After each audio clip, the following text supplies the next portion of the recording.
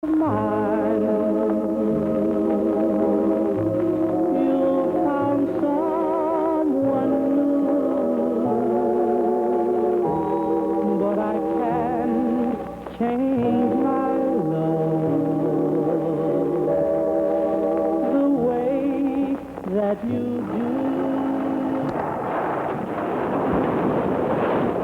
This is the story of a lost neighborhood and of its people who did not want to go. I don't want no money. I want my home. The old man is old. See how the old man is old? And I'm old. That's enough. I don't want to get out. I said to my two daughters, they don't want to get out too because they spend a lot of money. Plenty of money they spend in this place. We not get none to nobody. Never. Hi, welcome to the West End Video Newsletter. On April 15th and 17th, there is going to be an Old West End celebration at the West End branch library of the Boston Library. And tonight we're going to bring you some information about that. And basically it's in conjunction because we'll be opening the museum pretty soon in about 2 or 3 months, somewhere around June 1st. And this is sort of a celebration for what we're going to do with the old the museum, the West End Museum, in conjunction with the old West End. So tonight we have Arthur Vendetti with us. Arthur is an old West Ender. He's also a board member of the West End Museum. And Arthur has some pictures that he's painted, and at this celebration Arthur's going to be there showing his paintings. We have Theodore Cantrell, who is also going to be there. He basically does portraits of old. He does paintings of photos. He takes a photo and then paints it on canvas in oil. And he has a bunch on the older West End. He's going to be there.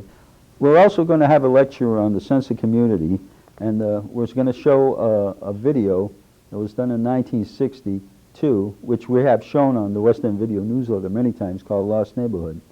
We're also going to have a question and answer period so people can know what the West End was all about, and how it was in those days. And us dinosaurs, us old dinosaurs, we'll give them the truth about the West End of the 50s, 40s, and 60s, I guess.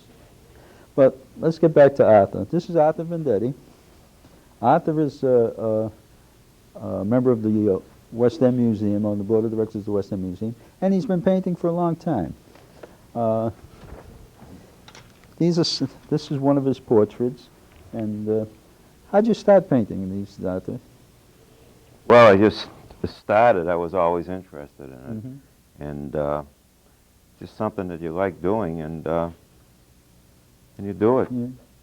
Well, when did you realize you had this gift that you could I actually put images on? Yeah, I still don't realize I have the gift. Well, I just paint, yeah. and I've been painting for about 40 years now, and I've been in the different exhibits throughout the country, and so that's what I do. And yeah, hey, you do quite a good job. oh yeah. I have 3 examples here of what I do, and there'll be several more hanging at the library in conjunction with the other painter, and that he'll have his painting on different scenes of the West End. Yeah, he'll have this on display. Yeah, and these are several. This particular one here I did of 9/11. Many artists have done 9/11, right. and this is Your idea. my rendition of it. And what I did was I wanted to put the original crash here, and then in the foreground here is what after the buildings had fallen. This is in the foreground is what it looks like. What it looked like after the buildings.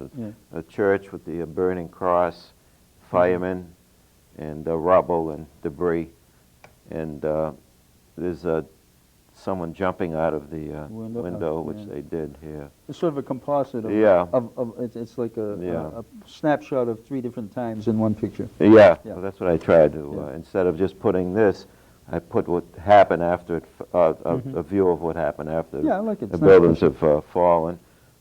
And there's several others. If you, this is A seascape. And this is in Gloucester, along Bass Rocks. What I did, there were homes on those rocks, which I eliminated. I put a lighthouse. I thought it looked good. all right. And this is the fall scene here near where I live.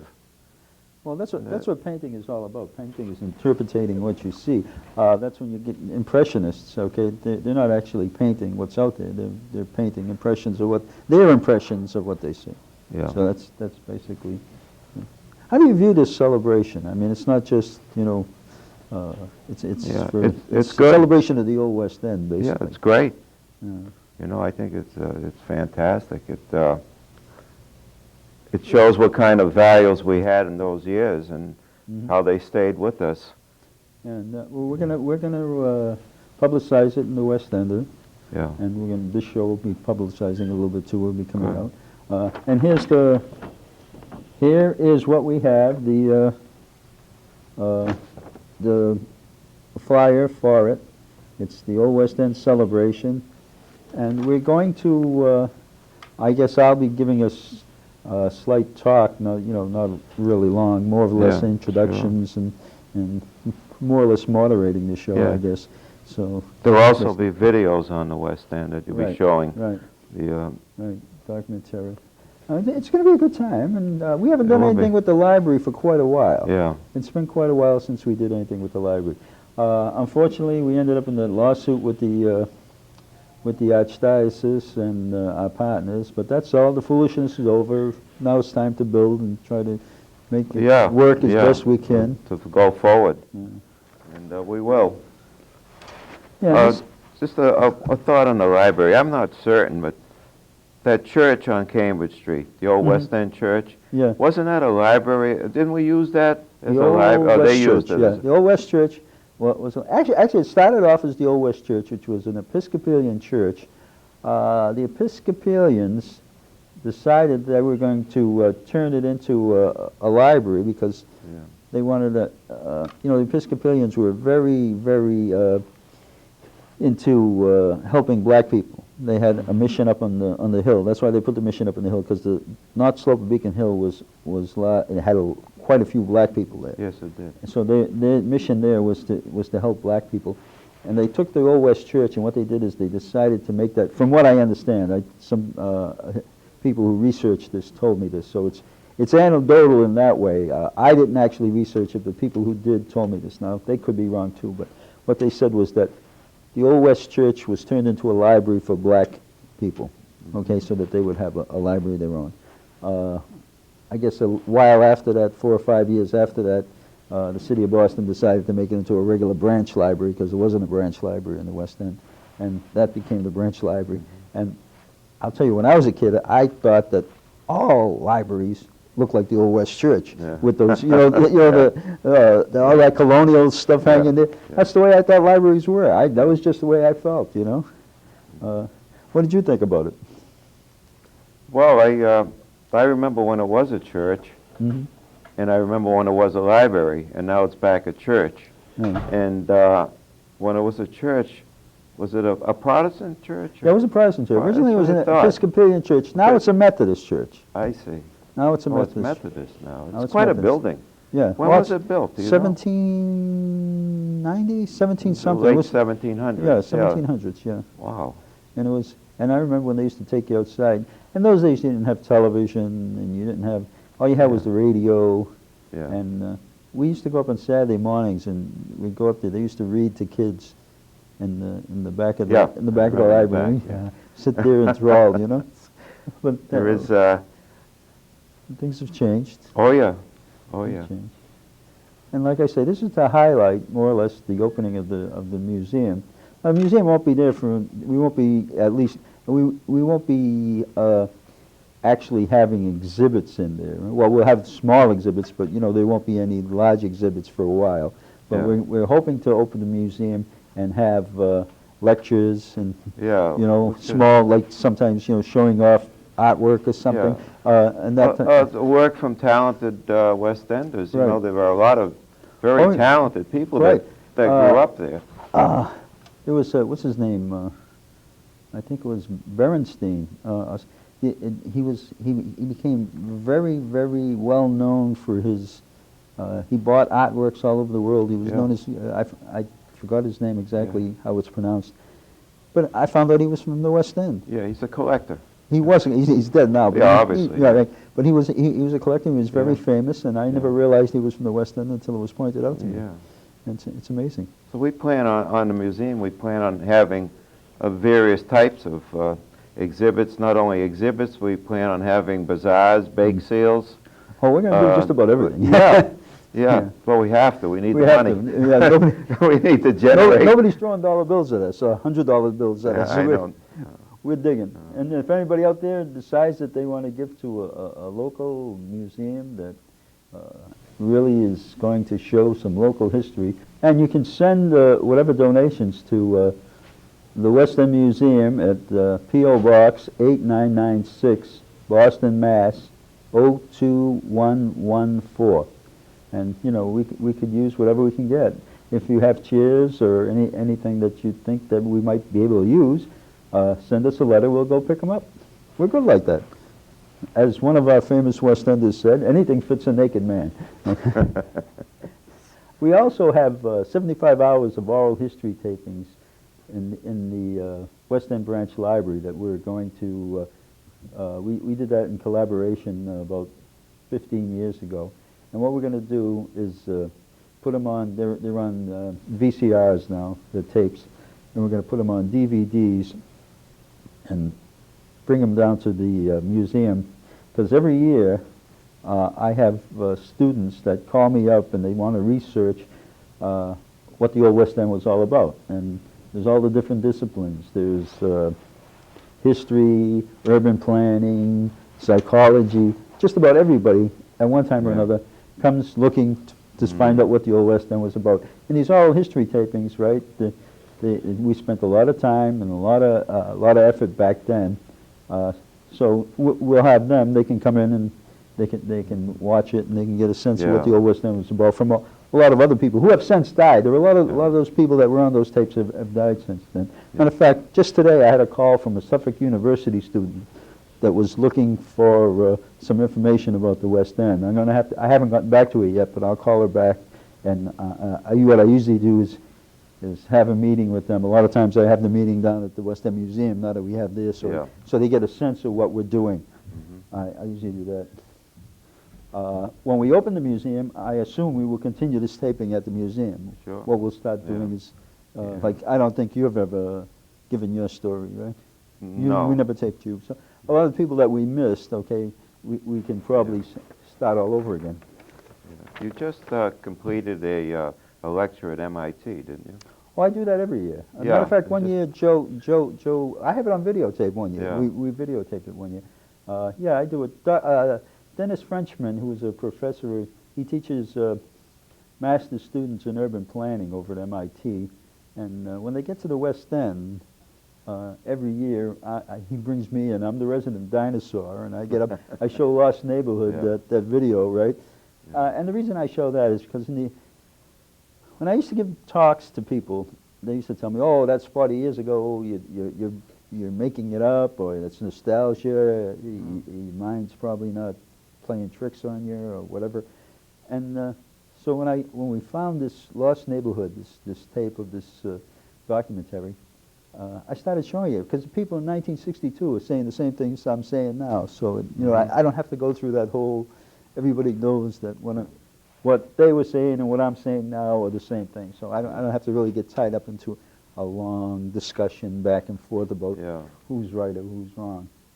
And that's basically what I do. I do that. As a matter of fact, at one point I was law students, legal students from BC. I did about 3 years running. I was going up there and giving talks on urban renewal. I guess when they get to urban renewal in eminent domain, it comes the legal aspects of it. Sure. And as we get older, less and less people remember our neighborhood. Yeah. A lot of people you talk to, younger kids, they don't have a clue what they think. See, West End. All the people in the West End now, like Charles River Park and all those people, they're calling themselves the West End. Okay, And people think the West End is these bunch of high-rises Yeah. sitting in the middle. And it is, and I don't want to disparage them in any way. Yeah. Okay, but the old West End is what we were, and that's... Right, exactly. As Yeah. a matter of fact, there was something in the paper several months ago about the residents of the new West End. Mhm. They're planning on building a couple buildings in that area that are Right. going to distract their view. Yeah. Well, Well, you know, everything, you know, I wonder everything how they changes. would feel if they got put out in the streets. Well, you know, it's funny because sometimes, you know, if you look up there and you see the buildings and, you know, the way they've been described, I mean, they're 40 or 50 years old now, Yeah, they okay? are. And, you know, when the West End, a lot of those buildings were built around 1900. So the West End was only 40, Wasn't that- 50 years old. Exactly. You know what I mean? Exactly. But what they did is they came in and they called it a slum, and because it was a choice location. Yeah, obviously. It was a It's choice obvious. location. Yeah, The first, it's obvious. the first time they tried to do eminent domain urban renewal, they tried it in New York streets down in South Yeah, End, South End, where yeah. the Boston Herald is I today. think the only street left is Albany Street, Yeah, probably. with the name of New York. Yeah. And what they did is they tore them all down, and they thought people were going to build, but nobody wanted to build down there because at the time the South End was not Well, what it the was South End is today. A combat zone Yeah. at the time. Yeah. So what happened is that what they did was they couldn't find anybody to develop down there except the Herald Traveler, which was an old-line Yankee Yeah, paper. Yeah. So they went looking for a slum in a good location, and they went to the West End, the foot of Beacon Hill, right on the river. I mean, you know, so what they did is they went around, they stopped street cleaning and garbage disposal, you know, pickup became Well, they spasmodic. let it run down like Yeah, they it did started the looking same. like a slum. Yeah, It became a sure. self-fulfilling Sure. prophecy. Yeah. Unfortunately, you know, they took the West End, and there's a lot of hard feelings over the years. There was three different studies, three discipline studies. One was psychology, one was sociology, and the other one was, you know, just in planning. Herbert Gans wrote the book Urban Villages, and we were the first ones ever called that name. That was coined for us because it was a small little Yeah, it was a town-like village. village, Sure. small like village-like piece Yeah. off by itself. It was surrounded by Yeah. the river on one side, North Station on the other, Scully Square, and Beacon Hill. And Beacon Hill didn't want anything to do with us. Yeah. So we were our own little off-to-the-side thing. And we formed a culture that was all our own in the city. And that's why Herb Gans said, what he said was, he said, when I came to the West End, I was all for the project. He said, I thought it was a good thing to get rid of Yeah. these people, get them out of a slum. He said, I was there for a year. He lived in the West End for a year, and he used to hang around with a lot of people like Joe Caruso. And, Oh, he and- did. Yeah, Joe Caruso wrote that book, The Yeah. Priest, yeah. And he turned around, he said, after 10 months, he says, you can't do this. He says, I become a heretic. He said, I was up in the city hall saying, Yeah. you can't do this. It's too late. He says, the buildings may be old, but the neighborhood's great, you know? And it was too late, and it went. Yeah. So what we're trying to do, in essence, is keep the name alive, Mhm. keep our ancestors Yeah. alive through the museum, which I think is important because they were good, you know, they were good, hard-working people, Mhm. and I think they deserve more than be just forgotten.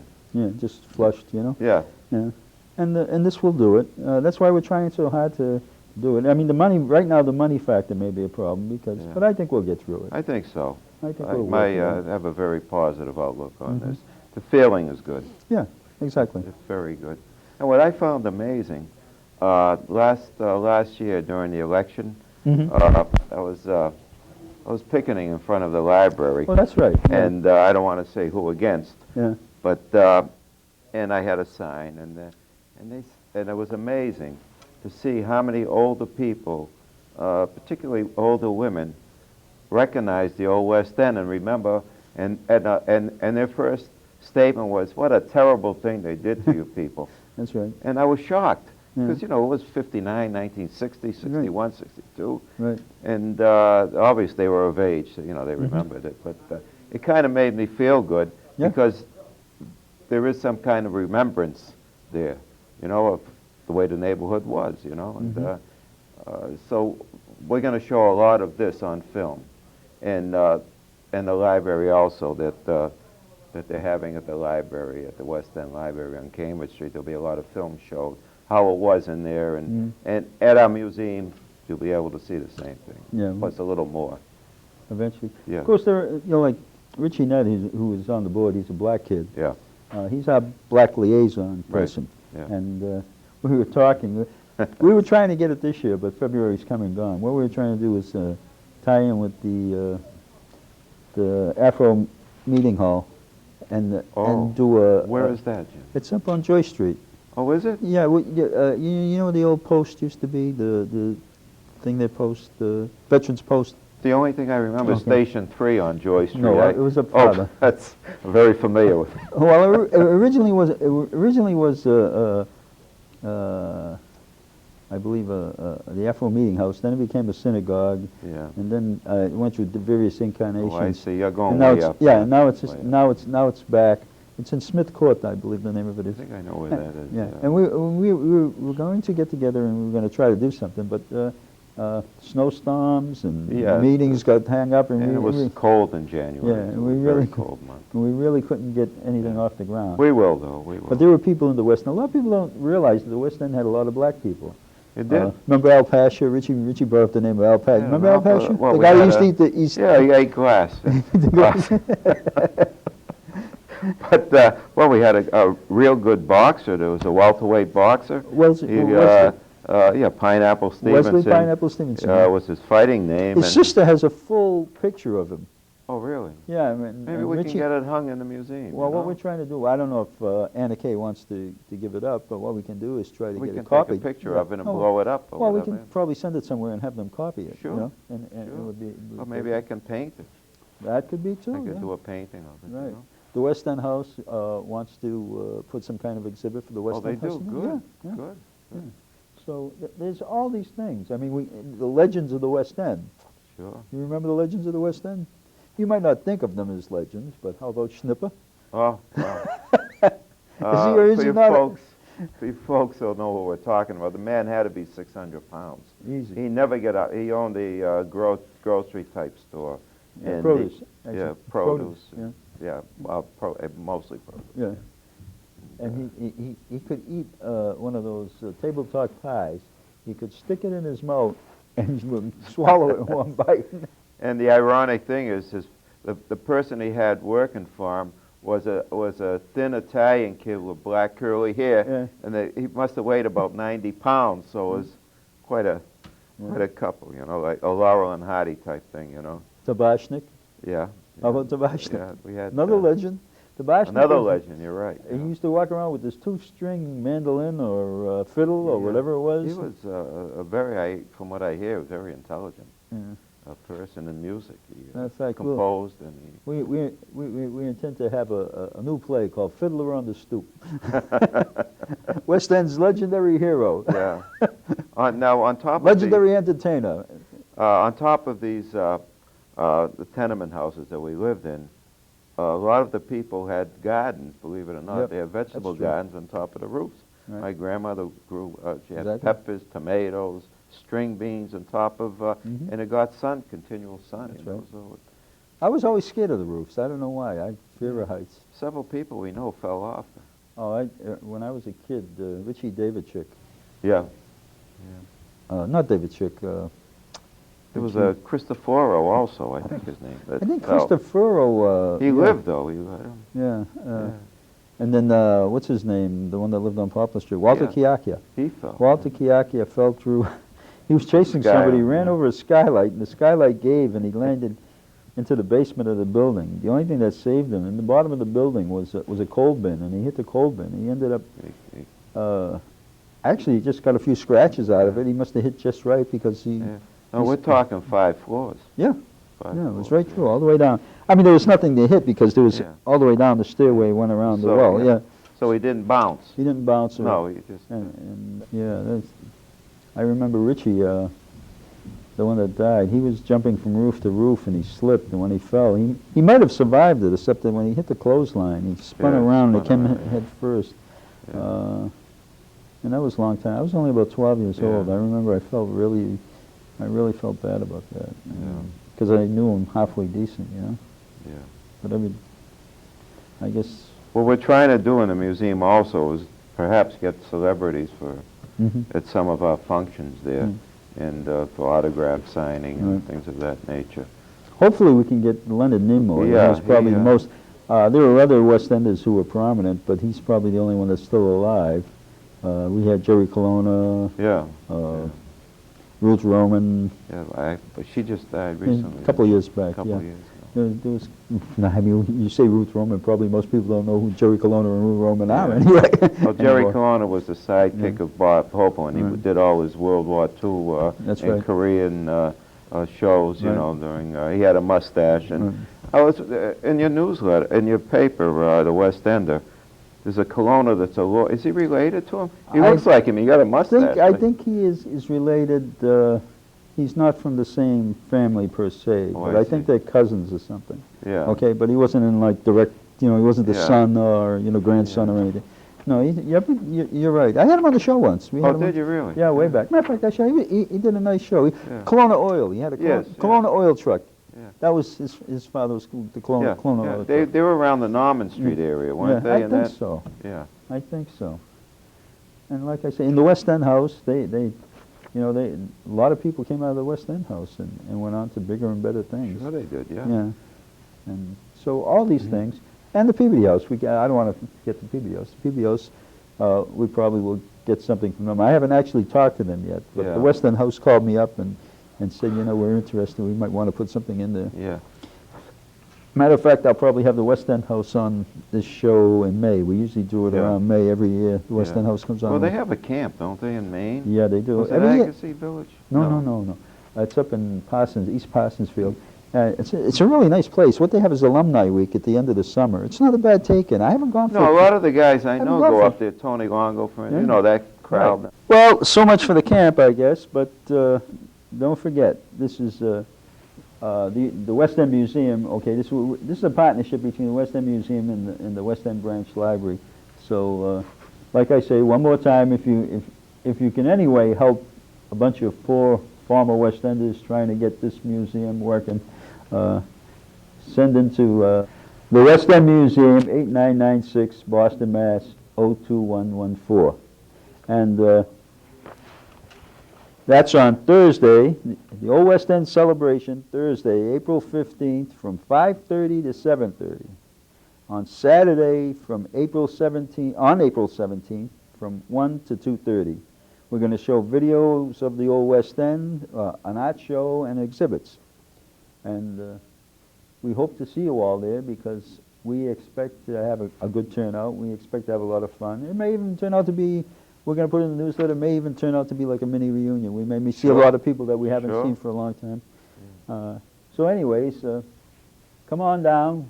And if you're not from the West End, come on down anyway. You may learn from something. We're very historical because 50 years ago, we have quite a historical impact. That's right. And not only are we historical, we're at times hysterical. We do that too. We do that. Anyway, see you at the next West End video newsletter.